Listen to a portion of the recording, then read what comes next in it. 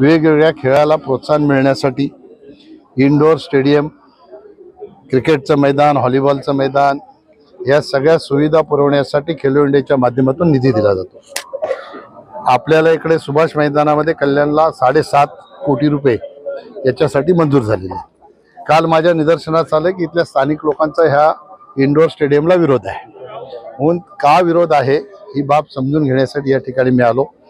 जनतेचा विरोध असेल तर निश्चितपणाने महापालिका, इथली जनता, लोकप्रतिनिधी सगळे बसून त्याच्यातनं काय मार्ग काढता येतो त्या बाबतीत विचार विनिमय करून मार्ग काढला जाईल।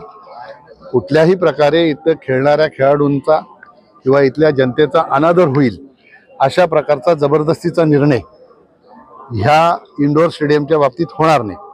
इथं आता सूचना आल्या, ज्या ठिकाणी महापालिकेने डीपीआर बनवताना इंडोर स्टेडियम त्याचा अलाइनमेंट केलेली आहे, ती अलाइनमेंट शिफ्ट करून त्याच्या पाठीमागे जे गार्डन आहे त्या गार्डनमध्ये न्यावं अशा प्रकारची सूचना आली। ती सूचना मान्य केली। आता नवीन रिवाइज डीपीआर करताना त्याच्यामध्ये ते बसते की नाही हे महापालिकेचे इंजिनियर बघणार। त्याच्यानंतर नवीन डीपीआर झाल्यानंतर आता जे लोक या ठिकाणी स्थानिक लोकांचा विरोध आहे त्या सगळ्यांच्या सोबत मी त्यावेळेला सगळ्यांच्या सोबत बसून पुन्हा एकदा चर्चा करून त्याच्यातनं मार्ग काढून कशा पद्धतीने पुढे जायचं हे त्यावेळेला त्याचा निर्णय केला जाणार।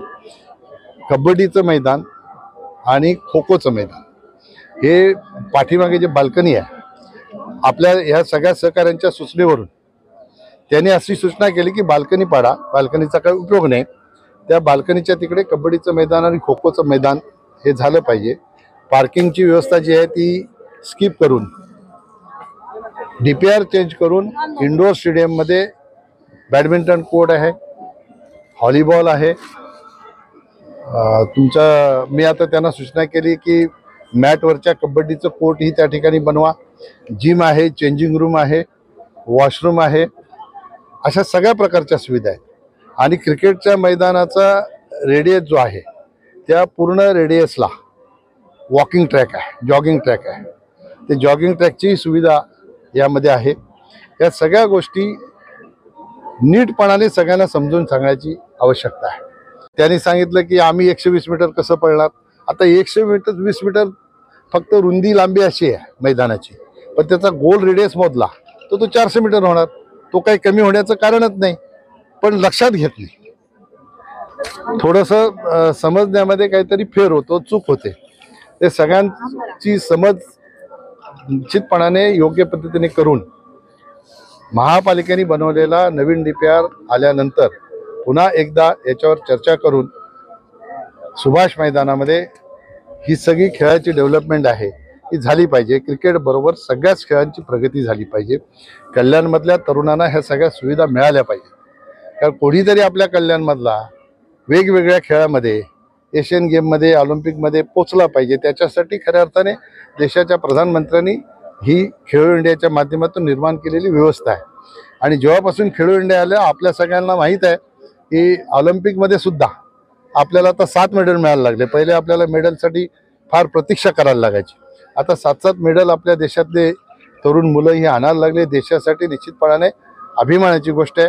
येणाऱ्या काळामध्ये कल्याणचा एखादा मुलगा आपला जर ऑलिम्पिकमध्ये गेला तर आश्चर्य वाटण्याचं काही कारण नाही, परंतु कुठल्याही इथल्या स्थानिक लोकांचा किंवा इथल्या लोकप्रतिनिधींचा त्यांच्या मताचा अनादर होईल असं कोणत्याही प्रकारचं जबरदस्तीचं काम होणार नाही। शेवटी समज झाला नाही तर प्रशासन त्या बाबतीतला काय निर्णय करायचा तो त्यांची भूमिका आहे।